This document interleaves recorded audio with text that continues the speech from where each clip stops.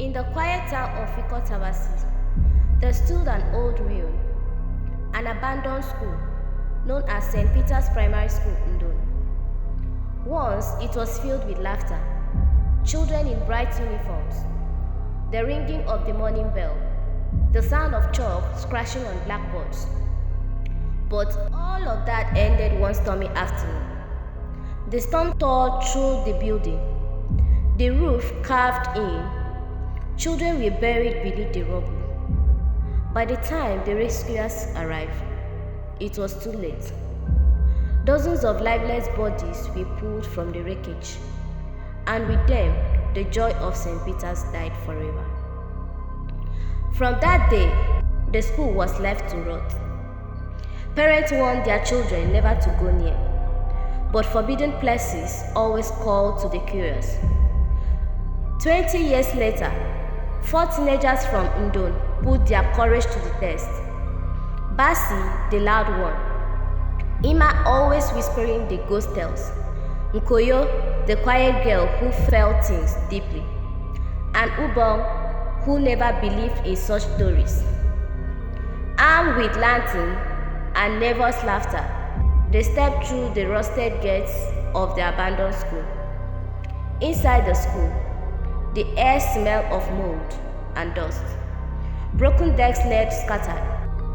The lantern flickered, and then the sound of a bell. But none of them had touched the bell. Footsteps echoed down the corridor. Small, running feet. Childlike voices chanting, 2 times 2, 4, 2 times 3, 6. And suddenly, the classroom door slammed shut. Desks dragged across the floor, arranging themselves into perfect rows. The blackboard wiped clean on its own, and then chalk scratched across it. On the chalkboard, it was written, "Welcome back, children." From the corner, she appeared. The teacher, her dress torn, eyes hollow, her voice echoing with 100 whispers. "Sit down." Invisible hands shoved them into the desk. The wood pinned them tight, no escape. The ghostly teacher walked the aisle, tapping desks with her ruler. The chalk screeched with endless lessons. Nkoyo whispered prayers, Ima trembled with fear, and Ubong snapped, "No, I won't stay here." He tore free, bolting into the hallway. The teacher turned slowly. Her voice dropped into a growl, disobedient. The 3 friends froze. The scream belonged to Ubong. The teacher smiled, saying, "One less distraction." At last, the bell rang. The desks released them. The doors swung open. They fled, running until the core school was far behind them. At dawn, the villagers found 3 trembling teenagers at the market square. They told the villagers their story, but there was no Ubong.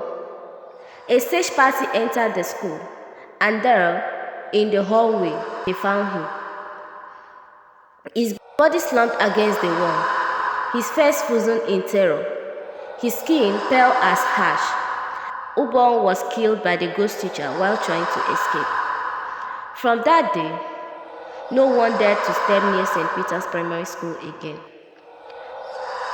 But if you pass by late at night, you will hear the whispers of children reciting lessons, and sometimes a boy's scream echoing from the hallway, saying, "Ubong never left class."